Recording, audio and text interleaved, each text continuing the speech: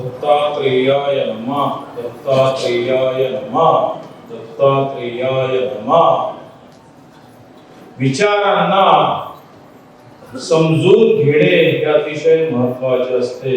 इथे आपण ते विचार समजून घेत आहात की त्या विचारांमध्ये काय गुणधर्म आहेत, परमार्थी विचारांमध्ये कुठले कुठले गुणधर्म आहेत हे आपण समजून घेत आहात. आज आपण विचार करणार आहोत निरंजनता. निरंजनता, परमार्थी विचारांची निरंजनता. निरंजनता म्हणजे निर्दोषता. जे माणसामध्ये दोष असतात, समजा मलविक्षेप, आवरण वगैरे, हे जावे त्यासाठीच अध्यात्मशास्त्र आहे. आणि हे दोष जाण्यासाठीचा उपदेश जर दोषयुक्त असला तर ते दोष जाणार नाही, हे निश्चित आहे. म्हणून निर्दोष अशा बोधाची आवश्यकता आहे. दोष काढण्यासाठी जो बोध असतो तो बोध तरी निर्दोष पाहिजे. अन्यथा जो बोधच दोषयुक्त आहे तो बोध मलविक्षेप, आवरणादी दोषांना काढू शकणार नाही. हे तीन दोष आहे. विविध अर्थांनी जे विविध वाईट गुणधर्म माणसात असतात ते सुद्धा दोषच असतात. या शब्दाचा असा अर्थ आहे की निरंजन म्हणजे कुठलाही डाग नाही. आपण म्हणतो नाही याच्या चारित्र्यावर डाग लागला, डाग रहित कुठलाही डाग नाही म्हणजे निरंजन स्वरूप.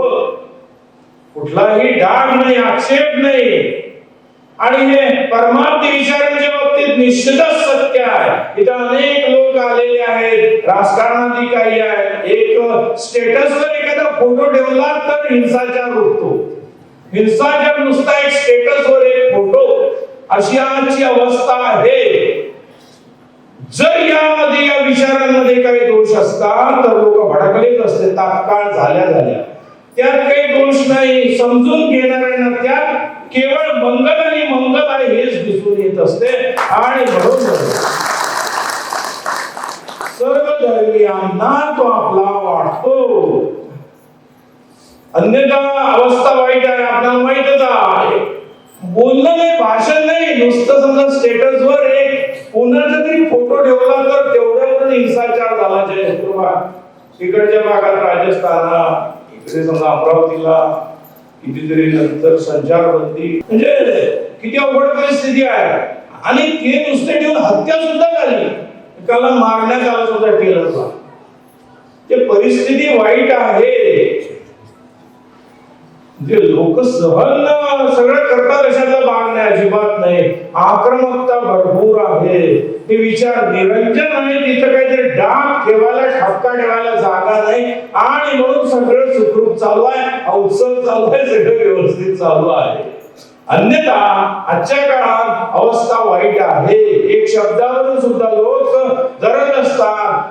तो परमार्थी आपण अनेकांजवळ पाठवला. मोठमोठे मौलाना, मुस्लिम, समजा बिशप, सगळ्या धर्मातले मोठे मोठे आचार्य, सगळ्यांनी चांगलं मत मांडलं.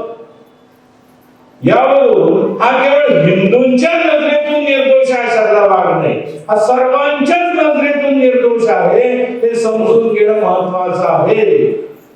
सर्व धर्मांच्या, सर्व संप्रदायांच्या नजरेत हा निर्दोष आढळला. म्हणूनच त्यांनी आपले लेख दिले. त्याला स्वीकृती आपल्याला त्यांनी अर्पित केली. म्हणून निरंजनता हा विषय आपल्याला घ्यावयाचा आहे. कालचा विषय झाला नित्यता. नित्य एक विषय दे, अनेक विषय झाले आतापर्यंत, विश्वसनीयता, अभ्यासनीयता वगैरे. ते विचार नित्य आहे. नित्य स्वरूपाविषयी ते सांगतात म्हणून ते नित्य आहे. आत्मस्वरूप हे नित्यही आहे आणि निरंजनही आहे. आत्मस्वरूपावर काही डाग नाही हो. ते अनंत काळासाठी निरंजन आहे. अनंत काळासाठी निरंजन आहे. कुठला डागच नाही आहे. शुद्ध शुद्ध शुद्ध असं आत्मस्वरूप आहे. नित्यही आहेच आहे आणि ते निरंजन स्वरूपी आहे. म्हणून निरंजन हा शब्द सर्व व्यापक जे चैतन्य आहे त्यासाठी सुद्धा वापरण्यात येत असतो. याचा एक अर्थ आहे निर्दोष, निर्दोष, जेव्हा विशेषण रूप असेल त्यावेळेस त्याचा अर्थ निर्दोष, आणि सर्वव्याप्त चैतन्यासाठी सुद्धा निर्दोष शब्द वापरण्यात येत असतो. आता हे समजून घेणं अत्यावश्यक आहे की निरंजनता आवश्यक आहे काय. कारण अनेक जणांजवळ अनेक वाङ्मय आमचा भारी आहे आम्ही तुमच्याकडे ज्या वाचायचा, सर्वसामान्यांच्या बुद्धीमध्ये तो विषय असतोच की. त्यामुळं हा विषय सुद्धा समजून घेणं आवश्यक आहेच आहे. एक मुलगा होता, त्या मुलाला कोणीतरी विचारलं, झोप व्यवस्थित झाली काय, रात्रीची झोप व्यवस्थित झाली. तो म्हणला रात्रभर जागाच आहे, रात्रभर जागाच आहे. तो असं काहीतरी दाखवत असणार, दुसरे विद्यार्थी अभ्यास करतात म्हणून काहीतरी बोलला, रात्रभर जागाच आहे. पुन्हा खोदून विचारल्यावर तो म्हणला झोपलो, झोपेमध्ये दिसलं स्वप्न, त्या स्वप्नामध्ये मी जागाच होतो, स्वप्नामध्ये जागा होतो म्हणून रात्रभर जागा होतो असं तो म्हटला. या जगात शब्दच्छल चालतात, शब्दाची हेराफेरी करून अर्थच्छल चालतात, आणि दुसरं सगळं वाङ्मय खोटं आपलंच खरं असं दाखवण्याचा यत्न होत असतो, आणि म्हणून संघर्ष वाढत चालतो. शब्दच्छल चालतात. समजा वेद उपनिषदादी जे वाङ्मय आहे त्याचा आपला जो सिद्धांत आहे त्यालाच अनुकूल ते वाङ्मय कसा आहे हे दाखवण्यासाठी शब्दच्छलही केला जातो किंवा इतरही विविध छल केले जातात. शास्त्रांमध्ये विविध लोक आपापल्या रीतीने या छळाचं वर्णन करतात. समजा शब्दच्छल, अर्थच्छल वगैरे, काही जण वाक छल, उपचार छल, सामान्य छल असं विभाजन करीत असतात. छळ होत असतो. छळ म्हणजे हा छळ वेगळा, व्यवहारातला छळ वेगळा, शाब्दिक विश्वात जो छळ असतो त्या छळामुळं बाकीचं सगळं खोटं आणि आपलंच बरोबर असं दाखवण्याचा यत्न होत असतो. आणि तसं अज्ञानी जीवांना आपल्याकडे ओढण्यासाठी तसं केलं जात असते. तर सर्वसामान्य माणसाला कुठलं माहिती, कुठलं वेद उपनिषद काय वाचलेलं असते, त्याचा मनासारखा अर्थ लावायचा, आपलंच खरं असं दाखवायचं. 300-400 संप्रदाय जर म्हणतात माझंच खरं, माझ्याच मार्गाने समजा मोक्ष मिळू शकतो, तर ते बाकीच्यांची गरज काय आहे. सगळे संप्रदाय म्हणजे एवढा हट्ट जर आहे तर बाकीच्यांची आवश्यकता काय. सगळ्यांचे केवळ हट्ट आहे, आपलाच अर्थ विशिष्ट पद्धतीने मांडण्यात येत असतो, आणि त्यासाठी अशा शब्दच्छल वगैरेचा उपयोग केला जात असतो. आणि म्हणून या कलियुगामध्ये कलह भरपूर असतो. आता एक साधू होता, तो अद्वैत वेदांती होता. तो साधू अद्वैत वेदांत म्हणजे एक चैतन्य सत्य आणि जगत मिथ्या. तर तो साधू उभा होता, तिथे सर्प आला, मोठाच्या मोठा विषारी साप आला, आणि तो त्या साधू जवळ गेला. तिथे जे बाकीचे होते, तिथे जे विरोधातले लोक होते, ते अद्वैत वेदांत सुद्धा मानत नव्हते, ते त्या साधूला हसायला लागले, त्याचा उपवास करायला लागले. अहो तुम्ही म्हणताय की जगत मिथ्या आहे, हा काय समजा खरा काय मात्र सर्प, तुम्ही सगळ्या जगालाच मिथ्या समजता, त्या सर्पाला एवढे मात्र हे करण्याची घेण्याची आवश्यकता अजिबात नव्हती. म्हणजे हसायच लागले ते. जगाला मिथ्या म्हणता, तो जो गेला विषारी सर्प, त्या सर्पाला तुम्ही भिवून असे का बाजूला झाले. उपहास उपहास उपहास हे असं का होत असते. व्यावहारिक ज्या बाबी असतात त्या परमार्थात जोडतात, आणि परमार्थातल्या बाबी व्यवहारात जोडतात. ते साधू सांगितले तो जो सर्प आहे तोही मिथ्या आहे, आणि माझं जे बाजूला हटणं, माझ्या मनात जी भीती आहे ती सुद्धा मिथ्या आहे. मला जी भीती वाटते ना त्याची, ती भीती सुद्धा मिथ्या आहे. माझा सिद्धांत खोटा नाही वाटते. मला जी भीती वाटली ती सुद्धा या विश्वाचाच भाग आहे, जगताचाच भाग आहे. हा समजा भाग आहे. भीती म्हणजे काय, आत्मा नव्हे, आत्मचैतन्य फक्त केवळ सत्य आहे. मला वाटलेली भीती सुद्धा मिथ्या आहे. त्याला हुशार होते म्हणून समजा व्यवस्थित बोलले. बाकीचे साधे असले तर हे लोक विरोधी पक्षाचे लोक एकदम फसवणार म्हणजे अशा पद्धतीने असते. म्हणजे त्यांचा सिद्धांत खोटा होता अशातला भाग नाही, परंतु हे फसवणूक चालू असते. एकमेकाला फसवायचं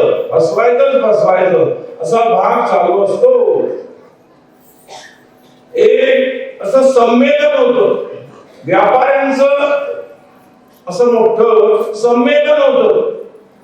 तिथं अनेक व्यापारी आले होते. त्या व्यापाऱ्यामध्ये एक असा व्यापारी होता, त्याचं नाव होतं भामचंद. तो व्यापारी एकदम चांगला होता. हे जसे व्यापारी असतात संत मात्र यांच्यासारखा तो एकदम चांगला माणूस होता. तो भामचंद नावाचा व्यापारी सुद्धा एकदम चांगला माणूस होता. कधी वाईट वागला नाही बिचारा. पूर्ण जीवनकाळ इमानानं राहिला. एक दिवस त्यांचं संमेलन चालू होतं. तोही बसला होता तो व्यापारी सुद्धा भामचंद. तो अनाउन्सर जो होता तो त्याच्याविषयी त्याला एकदम राग होता, क्रोध होता. दुसऱ्याचं वर्णन झालं, भानचंदचं वर्णन केलं. त्या भानचंदच्या वर्णनामध्ये तो काय म्हणला, आज हे अजिबात वाईट वागले नाही. आज हे अजिबात वाईट वागले नाही. याचा अर्थ काय? म्हणजे पूर्वी वाईट वागतात. हे वाक्य खोटं नाही आहे. आज हे वाईट वागले नाही ही वाक्य खोटं नाही. तो माणूस वाईट वागतच नव्हता आयुष्यात, त्यामुळे आजही वाईट वागला नाही ही वाक्य काय खोटं आहे काय? अजिबात खोटं नाही. आज ते अजिबात वाईट वागले नाही वाक्य खरंच आहे, परंतु त्यामध्ये छळ आहे सगळं. आज ते अजिबात वाईट वागले नाही याचा अर्थ माणसं घेऊ शकतात की इतर दिवस ते वाईट वागत असतील, वाईट धंदे करीत असतील, कुठे दारू पीत असणार, कुठेतरी वाईट करीत असणार. म्हणजे वाक्य खरं बोलायचं, परंतु त्या खऱ्या बोलण्याची भास वेगळे असतात. अनुचित अर्थाचा भास होऊ शकत असतो. तो तर बिचारा चांगला होता, परंतु काही वैमनस्यामुळं त्याची बदनामी समजा करण्यासाठी वाईट बोलला काय तो? अजिबात वाईट बोलला नाही. हे व्यापारी भानचंद आज अजिबात वाईट वागले नाही. यात काय वाईट काय आहे? यात काही वाईट वागणं काय? अजिबात नाही. परंतु आणि ती वाक्य खरी आहे. कोणी वाक्य खोटं म्हणतील काय? आज वाईट वागलाच नाही की तू, परंतु तू जन्मभर वागत नाही हे सांगायचं नाही. एक भाग फक्त त्यातला निवडायचा, आज वाईट वागला नाही, आणि नंतर ते सांगायचं हा छळ असतो. एवढं त्याचं जीवनभर वाईट वागला नाही ते नाही सांगायचं, फक्त तेवढं सांगायचं. हे तुम्हाला सांगितलं, उदाहरण सांगितलं. म्हणजे जीवनातला बराचसा भाग सोडायचा, एक भाग निवडायचा आणि त्याच्या आधारावर विचित्र अर्थ लोकांनी काढावे अशी योजना आपल्या जीवनामध्ये अंमलात आणायची. असंच अध्यात्माच्या क्षेत्रामध्ये होत असते. भरपूर वाङ्मय आहे, त्यातलं आपल्याला पोषक कुठलं तेवढंच घ्यायचं, बाकीचं सोडून द्यायचं, दुर्लक्षित करायचं बाकीचं वाङ्मय, आणि जनतेला फसवायचं. मी जे बोललो ते मात्र समजलं ना? जे पाहिजे तेवढंच घ्यायचं. जसं त्याच्या आयुष्याचा पूर्ण विचार करायचा नाही, फक्त सांगायचा आज हा माणूस वाईट वागला नाही. वाक्य खरंच आहे, परंतु त्यात शुद्ध एकदम समजा फसवणूक आहे. जनतेची सुद्धा, ऐकणाऱ्यांची सुद्धा मात्र फसवणूक आहे, आणि त्या माणसावर सुद्धा अन्याय होतच असतो. भलत सांगायचं. आणि त्यामुळं त्या असल्या गोष्टी ह्या हानिकारक असतात. तुम्हाला हे समजायला पाहिजे. विशिष्ट संप्रदाय, सगळं ज्ञानच एकच आहे, तर एवढे हे जे भेद झाले एवढे का झाले? विविध संप्रदाय का झाले? 18 पुराण आहे, 18 उपपुराण आहे, सगळं आहे. मग संप्रदाय निर्माण करणं त्याचा थोडासा किंवा संप्रदाय वाढलेला राहते. त्यामुळे ते काही खोटं बोलतातच नाही, एखाद्यातलं काहीतरी घेतात, परंतु बाकीच्या गोष्टीकडे दुर्लक्ष करतात. म्हणजे बाकीच्या गोष्टीकडे पूर्णपणे दुर्लक्ष केलं जात असते. आणि म्हणून लोकांना सत्य काय आहे हे कळणे कठीण होऊन जाते. म्हणून जे इतिहास वाङ्मय आहे, पुराण वाङ्मय आहे, उपपुराण वाङ्मय आहे, औपपुराण वाङ्मय आहे, वेद आहे, आणि बाकीचं सगळं इतर वाङ्मय आहे, जगभरातील वाङ्मय, त्या सगळ्याचा सार समजून घेण्यासाठी परमार्थी आहे. आणि हे सगळं असं असते, व्यवस्थित सांगायचंच नाही, म्हणजे हा शब्दांचा खेळ असतो. म्हणून या असं काही नाही, हे शुद्ध आहे, निरंजन आहे, निरंजन आहे, यात कुठला डाग नाही आहे, यात कुठला डाग नाही आहे, अनस्टेट आहे. आता तुम्हाला एक सांगतो, एक लोखंड आहे, लोखंड, ते समजा माइंड स्टीलला लोक समजा लोखंड म्हणतात, ते सुद्धा असली लोखंड आहे, मूळ लोखंड. त्या भांड्यात जर ठेवलं ते भांड असत तर लवकरच गंजून जाणार, लोखंड असते, त्याचा ऑक्साईड होणार, ऑक्साईड निर्माण होणार, आणि त्यात जर जेवला माणूस तर ते विष असते, ते सगळं ऑक्साईड असते, ते विषारी असते, ते त्याचं समजा करोजन होत असते, आणि ते जर पोटात गेलं तर ते विषच बनून जाते, ते उपयोगाचं नाही. पण जेवायचं कशा, म्हणून स्टेनलेस स्टील बनवण्यात आलं. हे जे आपण जेवताना भांडे हे स्टेनलेस स्टील आहे. स्टेन म्हणजे डाग, त्यावर कुठला डाग नाही, त्या लोखंडावर समजा डाग पडू शकतो. अनेक समजा मात्र गंज लागला की विविध विविध विविध असे डाग त्या लोखंडावर होऊ शकतात, पडू शकतात. स्टेनलेस स्टीलवर स्टेन नसतो, म्हणून त्याला म्हणतात स्टेनलेस स्टील. मग हे स्टेनलेस स्टील बनते समजा कसं, नुसतं लोखंडाने चाललं काय, त्या लोखंड तर असते, त्यात कोबाल्ट मिसळतात, निकेल मिसळतात, अन्य काही मिसळतात, अन्य काही धातू मिसळतात, समजा ऑलिव्ह मिसळतात, टिटॅनियम मिसळतात, मॅंगनीज मिसळतात. कोबाल्ट आणि निकेल हे दोन जास्त मात्रेत मिसळण्यात येतात, 18 आणि त्यामुळं ते स्टेनलेस होत असते, ते स्टील. त्यात मग जेवताना मग तुम्हाला आरोग्याला काही हानी होणार नाही. त्या मध्ये जर जेवला तर, नुसत्या लोखंडाच्या पात्रात जेवलं तर हानी होणार. तसं परमार्थीत आहे. पूर्वीचं जे वाङ्मय आहे त्याचा सगळा सार तर आहे, परंतु इतरही नवीन त्यात मिसळण्यात आलेलं आहे, ते माणसाला उपयोगाचं आहे. कशासाठी, ते अनस्टेट व्हावं, म्हणजे निरंजन स्वरूपामध्ये ते विचार यावे, त्यात कुठला स्टेन्स नको हे असले, है नाही आहे. तुम्ही म्हणा दुसरं कसं नुसताच काळच पाहिजे होता सार, याच्या पलीकडे काही नको पाहिजे होतं. या आताचं विज्ञान तुम्ही करून पटवून दिलं, हे तसं नसते. त्या नुसत्या लोहामध्ये दुसरं कोबाल्ट, निकेल वगैरे वगैरे घातल्याशिवाय होईल का ते स्टेनलेस स्टील बनणार नाही. नुसतं लोखंड ते लोह अशा पात्रामध्ये राहून चालणार नाही, आरोग्याची हानी होईल. म्हणून हे निरंजन आहे, हे विचार निरंजन आहे, ते हानिकारक नाही, हानिकारक अजिबात नाही. जसं त्या भांड्यात जेवलेलं हानिकारक नाही, स्टेनलेस स्टीलच्या भांड्यात जेवलेलं, त्याच पद्धतीनं हे निरंजन विचार समजून घेतल्याने निरंजन स्वरूप जे आहे त्याकडे जाण्याला माणसाला मार्ग मिळेल. जे दोषांमध्येच गोष्टी समजून घेतल्या, ज्यात शब्द छल आहे, अर्थ छल आहे, तर माणसाला त्या निरंजन स्वरूपाकडे जाता येणार नाही. सगळा छळ भरला आहे. छळवाद्यांना जिथं मिळणार असणार एखादी जागा तिथं तो जाणार. छळवादी लोकांसाठी जी जागा, जी त्याची गती होणार असणार तिथंच तो जाणार. छळरहित माणसांसाठी जे स्थान हवं असते ते माणसाला शुद्ध वागूनच माणसाला मिळेल.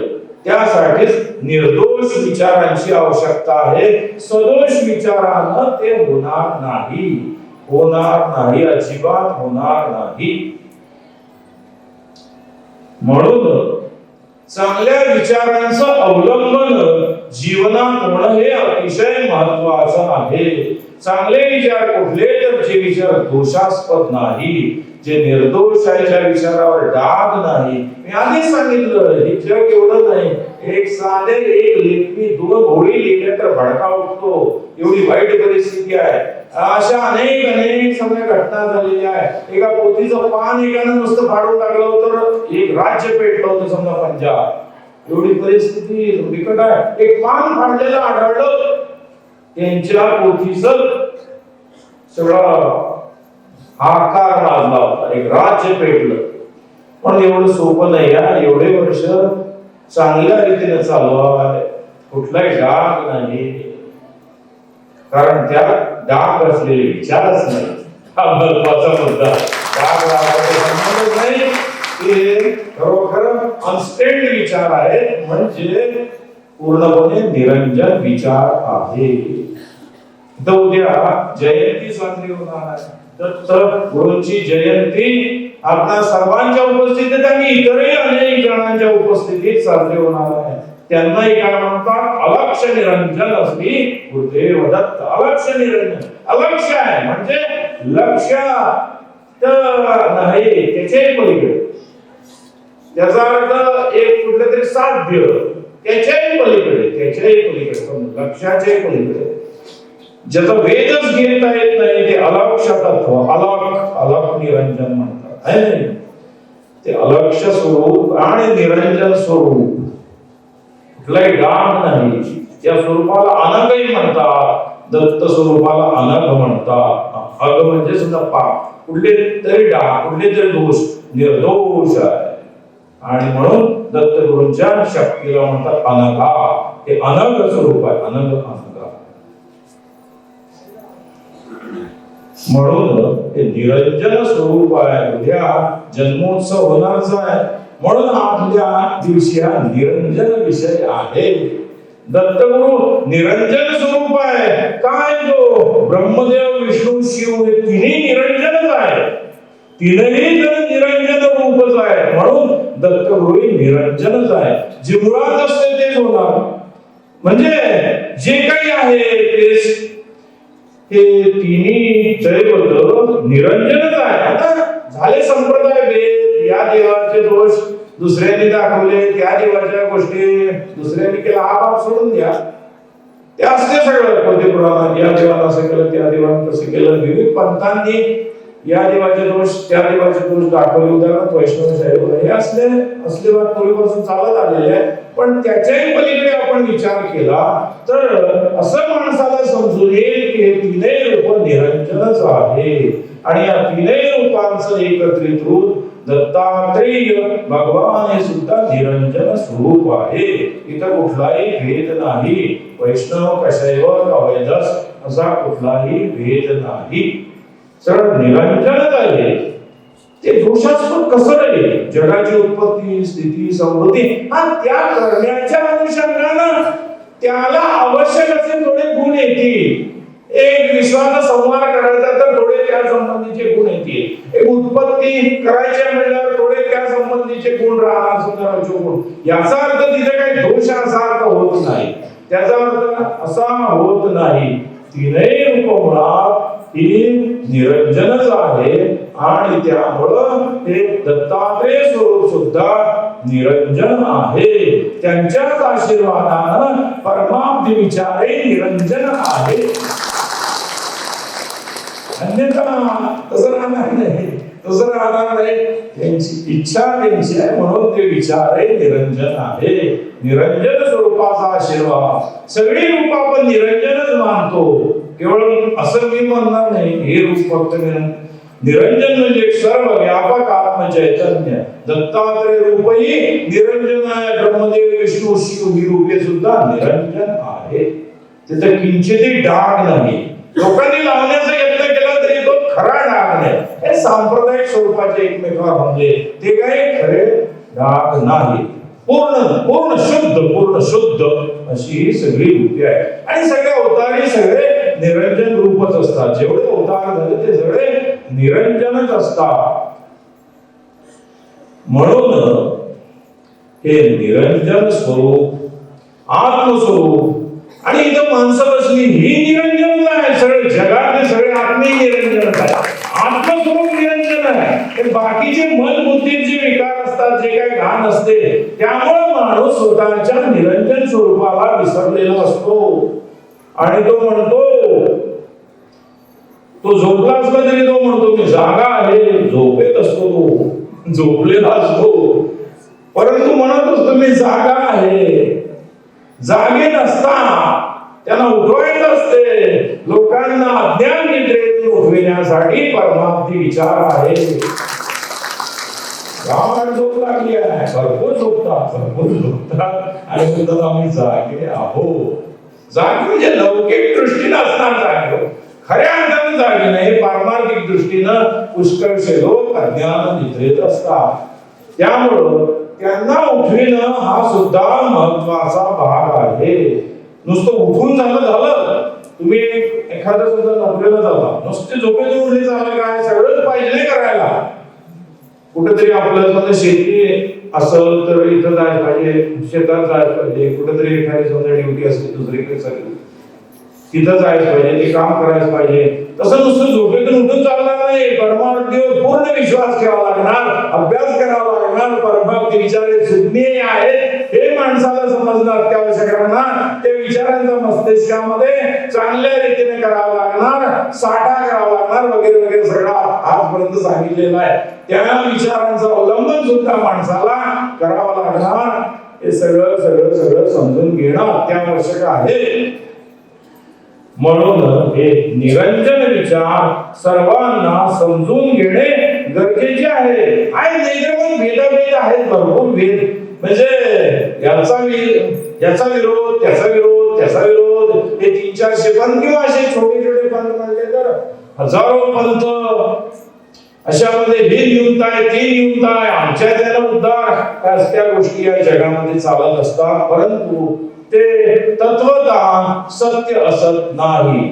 म्हणून जिथं दोष आहे, जिथं टेंट आहे, म्हणजे दोष ते घाण असते, वास मारते.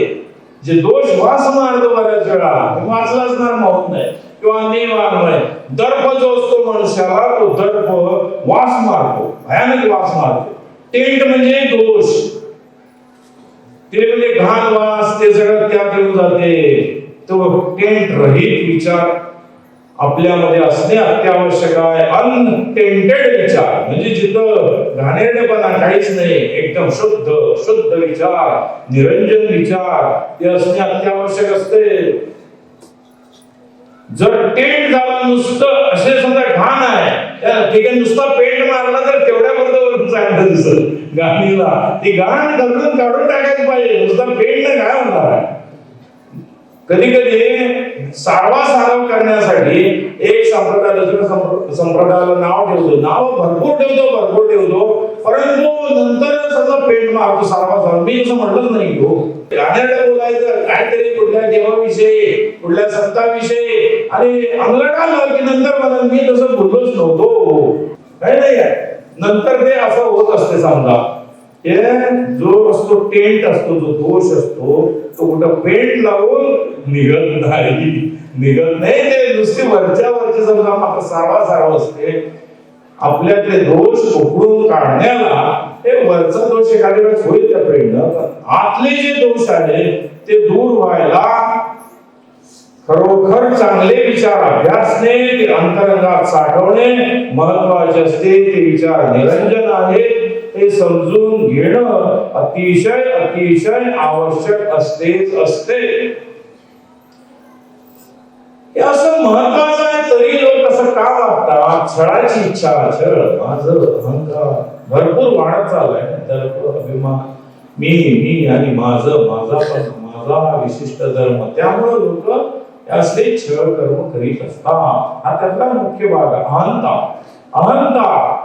तोच माणूस एका पंथात असतो, तो जर दुसऱ्या पंथात गेला तर या पंथाची सुद्धा मात्र निंदा करतो. जो मूर्त्याचा पंथ त्या दुसऱ्या पंथाची वावा करायला, असं भरपूर चालू असते जगात. कारण मी जिथं आहे ते योग्य आहे, मी जिथं नाही ते अयोग्य आहे, अशी माणसांची भूमिका असते. म्हणून हे अजिबात योग्य असत नाही.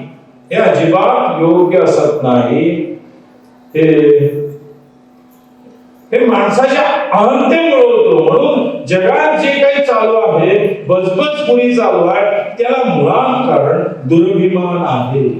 माझ्याशी संबंधित जे काय ते सगळं चांगलं आहे, माझ्याशी संबंधित जे नाही ते वाईट आहे, असली जी माणसाची भावना असते, ती भावना जगामध्ये हानी आणि हानीला कारणीभूत होत असते.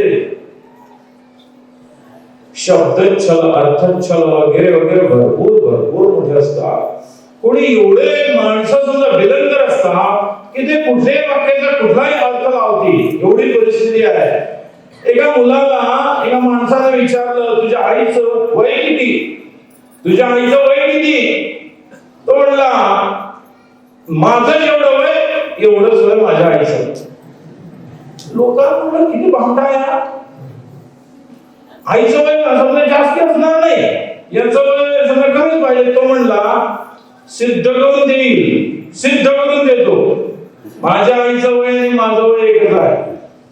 तो सांगितला, तुम्ही जरा विचार करा, मी माझ्या आईचा आरंभीचा मुलगा, पहिला मुलगा, मी जन्माला आल्याशिवाय ती आई झाली काय?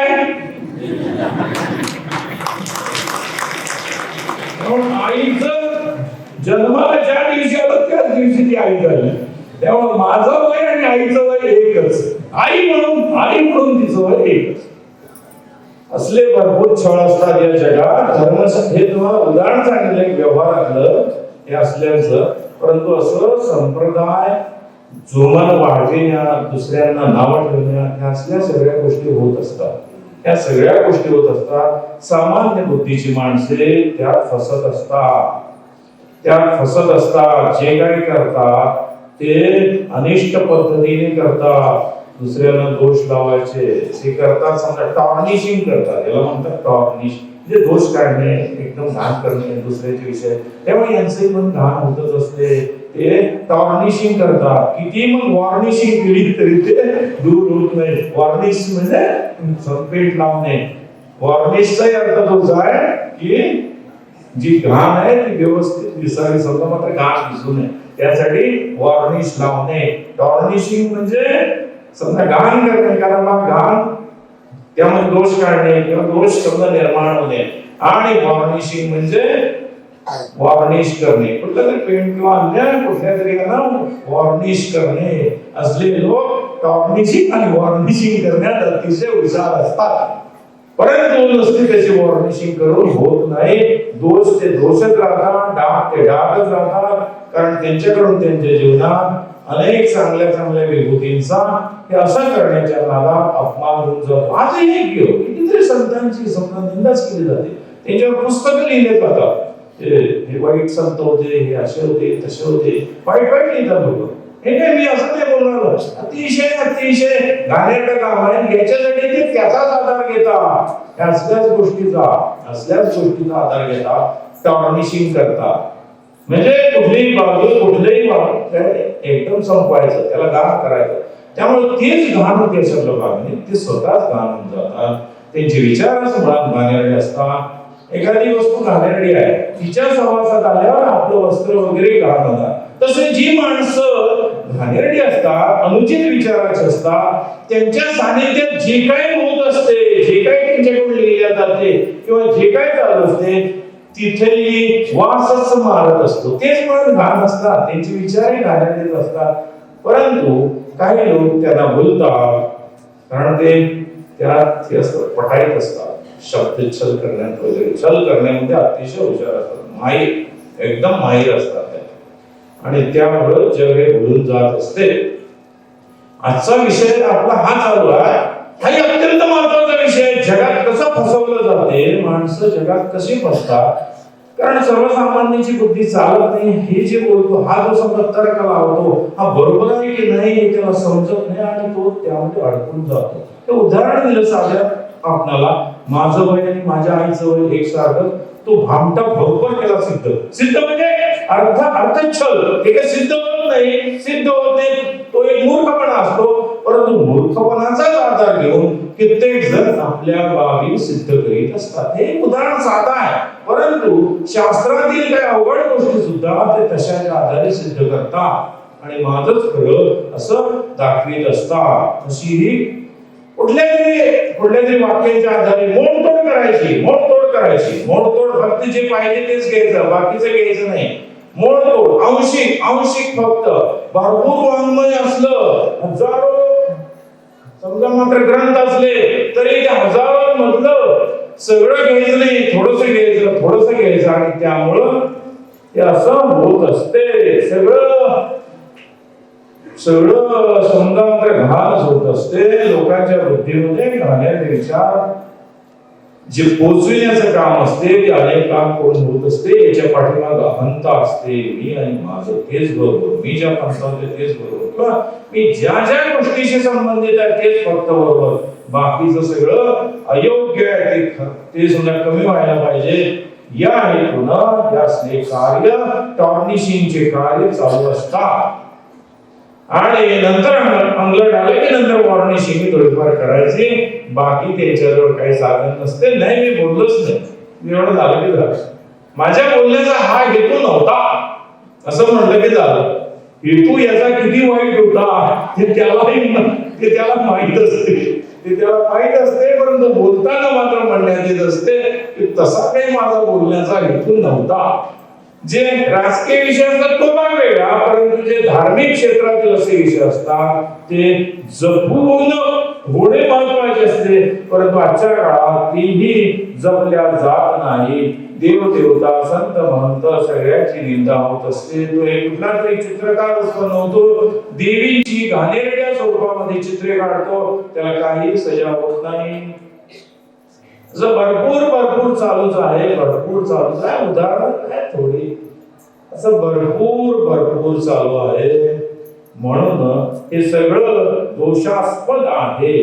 दोषास्पद वाङ्मय वाचून माणसं ते वाङ्मय खरंच असं त्यांना वाटते आणि तिकडे वळतात. आपलं चांगलं व्हावं असं वाटत असेल तर असं बिघडवणारं घाणेरडे विचार भरणारं वाङ्मय वाचू नये. परमावधी नेहमी वाचावा. परमावधीचा ते निरंजन आहे ते समजून घ्यावे. घाणेरडे वाङ्मय वाचून जे शब्दच्छल अर्थच्छल करून केवळ आपलं वाढविण्यासाठी आपलं एक विशिष्ट ते जे असते ते टिकण्यासारखं नसते, कधी टिकणार नाही. जे सत्य आहे ते टिकून राहत असते, परंतु थोडे दिवस त्यांचे असतात. कारण त्यांनी जी राबणूक केली असते त्या राबण्याची फळ थोडी मिळणार की त्यांना, ते राबत असतात. वाईट उद्देशाने का होईना ते सुद्धा राबत असतात आणि त्यामुळं त्या राबण्याचे फळ त्यांना मिळणं स्वाभाविक आहे. अन्यथा अशांमध्ये काही अर्थ असत नाही. एक माणूस होता, त्या माणसाजवळ भरपूर समजा भांडी होती. एक दुसऱ्या माणसाची भांडी समजा नाही, तुम्ही नाव समजा मात्र चिंपटराव जवळ भरपूर भांडी होती. त्याच्याकडून ते एका माणसानं नेली समजा असल्यासाठी नेता, लग्न म्हणजे काय असलं तर ती भांडी वापरायला त्यानं नेली. भांडी वापरायला घेतल्यानंतर थोड्या दिवसांनी आणून समजा दिली. त्यानं त्या 2-4 भांडी जास्ती आणून दिली. यानं म्हटलं ही 2-4 भांडी समजा कशासाठी दिली? हा म्हटला त्या भांड्यांना समजा आता मुलं झाली, ते मुलंही तुम्हाला आणून दिली. भांड्यांना मुलं झाली, त्यामुळं तोही काय बोलला नाही. तो चिंपटराव विचित्र त्याला म्हटलं आयती भांड्यांचा लाभ होतो तर असलं कशाला बोलायचं? तोही मला ठीक आहे, मुलं झाली, छान आणून दिले, उत्तम आहे. काही दिवसानं त्याला वाटलं याला देत जाऊया भांड, म्हणजे तो भरपूर आणि पुन्हा द्यावर आपल्याला जास्त आणून देत जाईल. आता हा जो माणूस होता नेणारा माणूस तेव्हा आला पुन्हा एक दिवस चिंपटरावकडे. त्याला म्हटलं आधी साधी भांडी दिली होती अल्युमिनियमची, आता चांदीची देऊया. त्यानं तो मोठा माणूस होता, चांदीची भांडी त्याच्याजवळ दिली, आणून दे म्हटला. नंतर त्यानं चांदीची नेली, चांदीची घेऊन गेली आणि आणूनच देईना. नंतर परतच आणून देईना. यानं विचारलं, यानं त्याला बोललो तू का आणून देत नाही? तो म्हणला ती भांडी गेली, स्वर्गवासी झाली, गेली ती भांडी. चिंपटराव म्हणला भांडी कधी मरतात काय? तो म्हणला त्या भांड्यांना कधी माझं मुलं होतात काय? मी मुलं झाली असं ज्यावेळेस म्हणलो त्यावेळेस तुम्ही गप राहिले आणि आता भांडी मेली म्हणल्यावर आता आपण म्हणता भांडी कधी मरतात काय? हे असं सगळे या जगात असते. जिथं फायदा असतो तिथं काही खोट्या नाट्या गप्पा काही ह्या कुठल्या याच्यामध्ये पुराणांमध्ये भेसळ झालेलीच आहे. वाटत तेवढ्या लोकांना गोड वाटतात त्या, आणि अंगलट येणाऱ्या गोष्टी असल्या त्या मग नाही नाही नाही नाही नाही, हे असलं कसलं होईल. ते असली माणसं असतात, विचित्र विचित्र असतात, स्वार्थ आणि स्वार्थ असतो. जे आहे वाङ्मय एवढे भेद का झाले, ते भेसळ झाले नाही. आपापल्या पंथाला नको जरी त्याने मुळात नसलं तरी भरमसाठ भरायचं. एखादं पुराण समजा मात्र सोडून द्यायचं, जाऊन टाकायचं, गायब करायचं, दुसरं लिहून काढायचं आपल्याला जसं पाहिजे तसं. त्यामुळं ही मोठी हानी झाली. आमच्या इथं सगळे फेरफार आपणच लिहायचं. कोणता राजा म्हणतो आज्ञा, त्या राजाला जसं आवडेल तसं लिहायचं, किंवा यांच्या बुद्धीनं लिहायचं. एखादं तीर्थक्षेत्र आहे, त्या तीर्थक्षेत्रातले लोक म्हणले आमचं तीर्थाचं लिहि जास्ती, लिहिलं जास्ती. म्हणजे असल्या गोष्टी फेरफार झाला. राजाच्या आज्ञेनं झाली काही फेरफार, आणि काही असेही झाले माणसाच्या बुद्धीनं. राजाच्या आज्ञेने काय झाले, एखादा राजा शैव राहायचा, एखादा राजा वैष्णव राहायचा, एखादा राजा गणेश भक्त राहणार, एखादा राजा देवी भक्त राहणार, तो आपापलं वाङ्मय लिहून घेणार. त्यामुळे ते फेरफार होत गेले. राजसत्ता ज्या पंथाची राहत होती त्या पंथाचं वाङ्मय असं पाडवण्यात येईल. का दुसरं लिहा, असं हे सत्तेनं काय होत नाही. सत्तेपुढं काही चालत नसते. समजा शांतपण चालत नसते, त्यांच्या मनात जे असते ते करीत असते. आपल्या देशात यामध्ये धर्मसत्तेमध्ये राजसत्तेचा हस्तक्षेप भरपूर झाला. मी जे बोलते खोटं नाही. अकबर बादशाह तो काय म्हणला, रामायण जसं आहे महाभारत तसं माझ्या नावाने एक लिहून काढ. तिथपर्यंत सगळं होतच ते हुकम, माझ्या नावाने एक लिहा. हे काय, हे सगळं असं होतं म्हणजे होतच. ते झालं नाही, लिहिण्यात आलं नाही. एकाने विचारलं बिरबलनं, लिहूया पण तुमची जी पत्नी आहे राणी, तिला कोणी चोरलं या आधी सांगा, मग आम्ही लिहू. सीतेला रावणानं चोरलं, तुमच्या पत्नीला कोणी चोरलं त्या आधी सांगा, मग रामायण, मग आपल्यावर लिहूया समाजाच्या युद्धाचा ग्रंथ. हे एखादं फसलं, परंतु अनेकांचे डाव रंगले, त्यांनी ते नेले पूर्णत्वाला. म्हणून असं होत राहिलं. एक वेदच मुळात मूळ आहे. बाकीचे बरंच पुराण वाङ्मय व्यासांनी लिहिलं, त्यानंतर भरपूर भेसळ झाली. सर्वसामान्य माणसाला समजणार नाही काय भेसळ आहे, काय चांगला आहे, त्यातलं काय सार आहे, योग्य काय आहे ते दाखवण्यासाठी हा विचार आहे, परमार्थी विचार. योग्य तेवढंच त्यागा, या देवाची निंदा, दुसऱ्या देवाची निंदा, हे जे पुराणांमध्ये भरलेलं आहे असलं काही नाही आहे. हे असलं पुराण महत्वाचे, ते भेसळ करणारे पण हे काय, आता त्यात काय अर्थ आहे काय. असं भरपूर वाङ्मय वाचत बसण्यापेक्षा एकच परमार्थी वाचा. त्याने काय खरं आहे, त्यात कुठला भेद नाही, त्यात सगळेच विषय आहे. ही माळ कोणी म्हणणार तुळशीच्या माळेनेच उद्धार होणार, कोणी म्हणणार तीच माळ वापरायला पाहिजे, समजा रुद्राक्ष, कोणी म्हणणार आणि कुठली, कोणी म्हणणार हिच्यातले करा, सोन्याचे मणी करा, चांदीचे मणी, त्याविषयी सुद्धा विषय आहेच. त्यात सगळा माळांचा विषय, जपस्थानांचा विषय, सगळे विषय आहे. इथे कोणाचा हट्ट चालू दिलेला नाही. याच माळेने जप केला तर उद्धार होईल. एक यांत्रिक जग आहे का, 3 माळ वापरली तरी, अरे ते भावनेवर जग आहे, भावनेत सगळं विद्यमान आहे. कुठली माळ वापरता यावर नाही, जपाचं साधन म्हणून ते ठीक आहे, तुम्ही कुठली वापरा, त्यांना काही फरक पडत नाही. हे सांप्रदायिक भेद वाढविण्यासाठी असल्या सगळ्या गोष्टी झाल्या. होईल काय कसं, तुमचं मन किती शुद्ध आहे, तुमचं मन जर गाढव असलं तर 50 माळी घातल्या तरी उद्धार होणार नाही. जर 50 जरी घातले तरी होणार नाही, कारण मन गाढवासारखं वागते. नुसते माळे घातल्या नव्हते म्हणून ते लिहिलंय, माळ गळ्यात असो किंवा नसो, तुम्ही जप करा, माळ असली चांगला आहे. लोकांना एकदम भांबावले हे सांप्रदायिक गोष्टी असतात, एक पांथिक वेळ असते. त्यानं जर होत असलं तर खरोखर असलं समजा करावं, तसलं होईल का? तसलं होत नसते. तसल्याच मानव जन्माचाच उद्धार होत असतो, मानवांचाच होईल. परंतु जी माणसे शब्दच्छल करतात, अर्थच्छल करतात आणि त्या आधारावर दुसऱ्या संप्रदायाच्या दैवतांना हीन लेखतात, त्यांनाही त्याचा अपराध भोगावा, त्यांच्याकडून जो अपराध होतो त्याचं फळ त्यांना भोगावंच लागत असते, तिथं माफ नाही. आणि त्यामुळं यांना सहजासहजी माफी होईल असं काही नसते. ते केवळ लौकिक स्वार्थासाठी, एखादी पांथिक वाढ करण्यासाठी अनुचित बोलत असतात, दुसऱ्या देवांची समजा निंदा करत असतात. त्याने काही फायदा होत नाही. कुठल्याही माळी वापरा, काही करा, जप करा, मन शुद्ध ठेवा, त्यानं उद्धार होत असतो. चांगलं वागल्यानं चांगलं होते, याच्या पलीकडे नाही. नाहीतर माळ घेऊन जप करून राहिला, रोज भरपूर जप चालू, त्याला व्याजाला पैसे दिले, तिप्पट काय व्हायला, तिप्पट व्हायला पाहिजे 10 पट. त्याचे पोरं मेले तरी चालेल, याला व्याज तिप्पट चौपट त्याच्या घरात यायला पाहिजे. पोरं मेले ते उपाशी राहिलं तरी चालते, याच सगळं यायला पाहिजे. जप चालू असं काय उपाय काय? एक शुद्ध आचरण पाहिजे. 50 माळा घातल्या, तसं एखाद्याचं मनात तुमच्या ममता नाही, तुम्ही धर्म सोडला तरी या सांप्रदायिक गोष्टीने काय होणार आहे?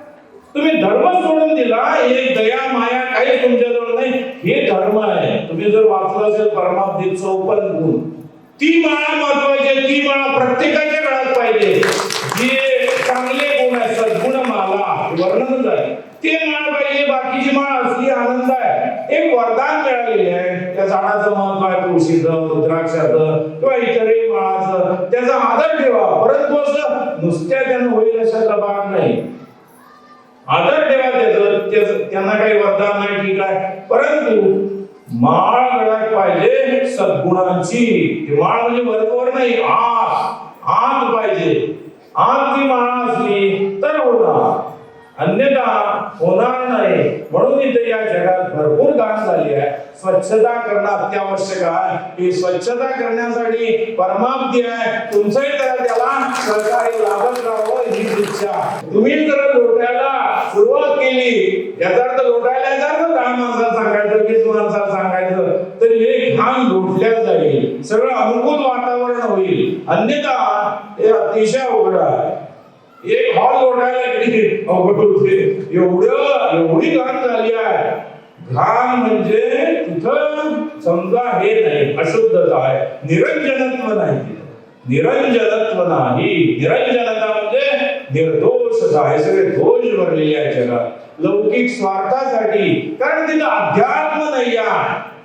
आम्ही सगळं मानतो, सगळ्या माळा त्याचं महत्व आहे, सगळं मानतो, परंतु त्याच्या आधारावर भेद करणं, दुसऱ्या देवांना समजा तुच्छ लेखणं, दुसरे जे असतात संप्रदाय, त्या संप्रदायाचे जे असतात संत महात्मे, अशांना समजा तुच्छ लेखणं ते अजिबात योग्य असत नाही. सगळे संत, सगळ्या विश्वातले सगळे संत, सगळे पंथ सगळे चांगलेच आहेत. जे मूळ ते सगळे चांगलंच आहे. लोकांच्या स्वार्थांत भावना तेवढ्या वाईट आहे. स्वार्थांत भावनेमुळे ती जी घाण करीत असतात ती निश्चितपणे अयोग्य आहे, अयोग्य आहे जायते. म्हणून या निरंजन स्वरूपाला जाणून घेणे खरोखरच आवश्यक असते. निरंजन स्वरूप जर जाणून घेतलं नाही तर माणसाला योग्य बोध होणार नाही, अजिबात होणार नाही. म्हणजे हा भाग अतिशय महत्वाचा आहे. निरंजनता अवाप्नुयु, आपल्या अंतरंगामध्ये निरंजनत्व आपण स्वीकारलं पाहिजे, त्याचा लाभ करून घेतला पाहिजे. लाभ करून घेतला पाहिजेच पाहिजे. परमाब्दी विचार निरंजनता विजानीयु, परमाब्दी विचारांमध्ये निरंजनता समजून घेतली पाहिजे. आता एवढे जण बसले आहे, कोणालाही ते आक्षेपार्ह वाटणार नाही जे काय बोललो ते.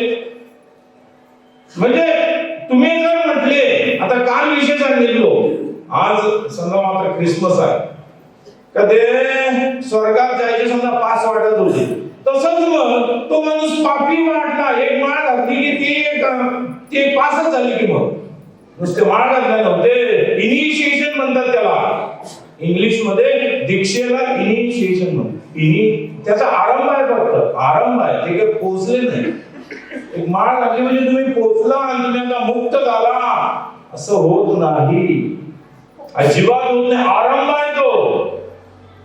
नाहीतर मग आता वाल्यावर उपदेश केला, तू जप म्हणून मंत्र जप, मग उपदेश झाला वागून जमतो म्हणतात, एवढे वर्ष जप, तेव्हा त्याचं पाप संपला नाही हे झालं नाही. नंतर वाल्मिकी महर्षी झाले. म्हणजे असं घातलं कुठल्या तरी क्षेत्रातून कुठली माळ तर एकदम झाला नसतो. एका पाखंडी असलं अहंकार बाळगणं अजिबात चुकीचं असते. साधना केल्याशिवाय ते पाप संपल्याशिवाय कोणाला अजिबात धडगती नाही आहे. कुठेही काहीतरी करा. दारू सोडायसाठी करतो एवढ्या पुरतं ठीक आहे, बाकी त्याला काय मोठे दारू सोडली बाबा एवढ्या पुरतं, बाकी तो काय झाल्या काय त्याचं सगळं पाप संपलं. कालचा विषय सांगत होतो ते जे द्यायचे गेट पास द्यायचे एंट्री पास समजा स्वर्गात जायची ते लोकांनी त्यावर असा आक्षेप घेतला समजा लुथरना वगैरे का हे वाईट कर्म करायचं समजा लायसन्स आहे, वाईट कर्म करायचं लायसन्स मिळालं तुम्हाला म्हणजे अरे तुम्ही स्वर्गात जायचं पास मिळालं म्हटल्यावर समजा मध्ये 40 वय तुमचं वय आहे, तुम्ही ते जेवढे पैसे भरले आणि घेतलं समजा ते तिथं जायचं स्वर्गात जायचं लायसन्स म्हणजे तुम्हाला वाटणार का पाप हानी करूया एकदम पुन्हा 200 रुपये भरूया जा इंडक्शन आहे नाही असलं होणार नव्हते. म्हणजे ते एक प्रकारचं लायसन्स घेतल्यासारखं होते आणि म्हणून असं योग्य असत नाही. सारासार समजून घ्यायला पाहिजे. आता हे उत्सुक लोक म्हणतात अनेकदा बोललेलं आहे दुर्जनाला नामाचा महिमा सांगणे हे सुद्धा पाप आहे, हे सुद्धा अपराध आहे. नाम महिमा सांगणं असं ती दुर्जनाला जर नामाचं तुम्ही महात्म्य सांगता असंख्य लोक ते सांगत राहतात उठल्या. दुर्जन माणसं जी आहे ते काही विचार करीत नाही. एखादं नाम महात्म्य सांगून राहिला विचार करणार नाही की तिथं कोण चांगला आहे कोण. दुर्जन काय म्हणणार एवढे पाप नष्ट होतात नाम घेतल्यानंतर करूया आणि 25 वर्ष पाप आणि नाम घेऊया मग किंवा नाम जपत राहूया ते चालू ठेवूया पाप. दुर्जनाला नाम वैभव सांगणं नामाचं सामर्थ्य सांगणं हा सुद्धा अपराध मानलाय. जे विविध नामापराध आहे त्यामध्ये तो सुद्धा एक नामापराध आहे. महात्म्य सांगणं सुद्धा असंख्य लोक दिवसाढवळ्या नाम महात्म्य सांगतात, बाकी काय करू नका, चांगलं करण्याची गरज नाही, कर्मकांड नको, योग मार्ग नको, ज्ञान मार्ग नको, नुसतं नाव घ्या म्हणतात. सर्वसामान्यांसाठी नाव चांगलं आहे परंतु त्याला जे नाम महात्म्य सांगतात दुर्जनानं जर ऐकलं तर तो आणि जास्त पापी करतो. वाल्याचे पाप करून एवढं पाप नष्ट झालं अरे तो किती वर्ष तपस्या केली ते बघणार नाही. त्यानं एवढे मारले माणसं मी 2-4 मारले काय केलं असं तू समजून घे, असं तू समजून घे. म्हणजे तुम्ही त्या पापामध्ये तुम्ही वाटेकरी होता. म्हणून एवढं धर्मशास्त्र सोपं नाही आहे, एवढं धर्मशास्त्र सोपं नाही आहे. धर्मशास्त्राचा विस्तृत अभ्यास पाहिजे. जर असे समजा ग्रंथ आहेत ते सगळेच ग्रंथ वाचणं होणार नाही म्हणून एक परमाब्दी वाचा आणि तो समजावा यासाठी देवी वाचा, सत्कोश वाचा, मौन्य वाचा, वर्तेळ वाचा, रचना वाचा, सगळे वाचा. म्हणजे त्यात सार आहे, अर्थ आहे, त्याचं महत्व सांगितलं तुम्हाला. हे एवढं सोपं नाही आहे नुसतं कुठलं तरी थोडस वाचलं आणि झालं तेवढ्याने सगळं समजलं असं नाही आहे. ते विषय अवघड आहे, एवढं सोपं नाही. म्हणून ते निरंजनता ही काय आहे अध्यात्मातली ही समजून घेणं आवश्यक आहे. निरंजन स्वरूपाकडे माणसाने वाटचाल करणे आवश्यक आहे. जीव मुळातच निरंजन आहे. मुळात सर्व व्यापक चैतन्य जे आहे, जे चैतन्य ब्रह्मदेव विष्णू शिव या तिन्ही रूपात आहे तेच दत्तात्रय स्वरूपामध्ये या विश्वामध्ये आविर्भूत झालेला आहे. तेच एक निरंजन चैतन्य. उद्या जयंती आहे, या जयंतीच्या सोहळ्यात आपण सर्वजण सहभागी व्हावे. इतरही अनेक लोक येतील आणि आपण सर्वजण मिळून तो निरंजन सोहळा आपण व्यवस्थित रीतीने करूया. जे काही महत्व आहे ते आपल्या अंतरंगामध्ये साठवूया. कारण सोहळे हे माणसाला काहीतरी शिकवित असतात, त्यापासून काहीतरी बोध घेता येत असतो. आपण सर्वांनी निरंजन स्वरूपाचं महत्व समजून घ्यायचं आहे. परमार्थी विचारांची निरंजनता समजून घ्यायची आहे. 8 दिवस तिथं बोललो, उद्या तिथं बोलणार आहे वरती. हे सगळं समजून घ्यायचं, सगळे मुद्दे परमार्थी विचारांची विश्वसनीयता, परमार्थी विचारांची अभ्यसनीयता, परमार्थी विचारांची सुज्ञेयता, परमार्थी विचारांची संचयता, परमार्थी विचारांची अनुष्ठेयता, परमार्थी विचारांची सुपेयता, परमार्थी विचारांची नित्यता आणि आजचा परमार्थी विचारांची निरंजनता. हे सगळे मुद्दे आपण सगळ्यांनी चांगल्या रीतीने समजून घ्यावे, अंतरंगात त्यावर चिंतन करावं, म्हणजे माणसाला योग्य मार्ग, खरा मार्ग काय आहे ते समजेल. अन्यथा केवळ जन्म मरणाच्या फेऱ्यामध्ये माणूस अडकतो. खरा उद्धार ज्याला करायचा आहे त्याने शास्त्र काटेकोरपणे समजून घेतल्याशिवाय पर्याय नाही. हजारो पुस्तकं माणसाला घेण्याचं इतकं समजा सामर्थ्य नाही, किंवा सामर्थ्य जरी असतं, कित्येक मोठे लोक असतात त्यांचं असते सामर्थ्य, परंतु तेवढं वाचण्यासाठी त्यांना वेळही असत नाही. सर्वसामान्य माणसाला पोट भरता अवघड होत असते, तेवढं सगळं वाचायला वेळ नसतो. म्हणून सर्वांनी सर्व धर्मग्रंथ, ते शैवांचे असू दे, वैष्णवांचे असू दे, गाणपत्यांचे असू दे, सगळ्यांचे हिंदूंमधले जेवढे पंथ असते त्या सगळ्या पंथांचा अर्थ काय आहे, किंवा जगातील ताओइझम, कन्फ्युशनिझम, इस्लाम, सगळे समजा ख्रिश्चनिटी, सगळ्यांचा सार, शुद्ध सार काय आहे, शुद्ध विशुद्ध निरंजन सार काय आहे हे समजून घेण्यासाठी सर्वांनी परमार्थी वाचावा. दत्त दत्त दत्त.